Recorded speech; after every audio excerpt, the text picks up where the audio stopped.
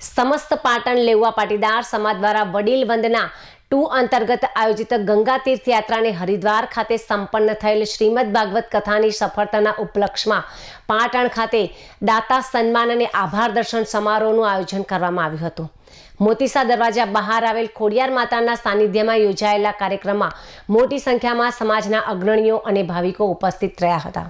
સમસ્ત પાટણ લેઉવા પાટીદાર સમાજ દ્વારા વડીલ વંદના 2 પ્રોજેક્ટ હેઠળ હરિદ્વાર ખાતે ગંગા તીર્થ યાત્રા અને પાવન ગંગા તટે શ્રીમદ ભાગવત કથાનું આયોજન નિર્વિઘ્નપણે સફળ રહ્યું હતું। આ યાત્રા અને કથાના સમાપન બાદ તેના પ્રસાદ સ્વરૂપે સહયોગી બનેલા દાતાઓ માટે પાટણના મોતીસા દરવાજા બહાર ખોડિયાર માતાના મંદિરે આભાર દર્શન સમારોહ યોજાયો હતો।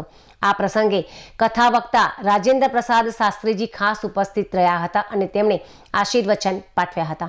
કમિટી દ્વારા શાસ્ત્રીજીનું પણ વિશેષ સન્માન કરવામાં આવ્યું હતું। આ ધાર્મિક મહોત્સવના કથાના મુખ્ય યજમાન તરીકે મહેન્દ્રભાઈ જયંતિભાઈ પટેલ એટલે કે માનસી પરિવાર રહ્યા હતા।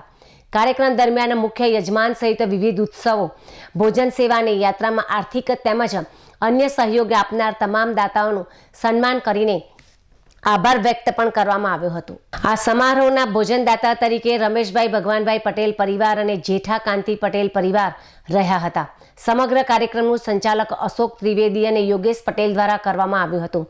પાટણ લેઉવા પાટીદાર સમાજના લોકો આ સન્માન સમારોહમાં મોટી સંખ્યામાં હાજર રહી કાર્યક્રમને સફળ બનાવ્યો હતો।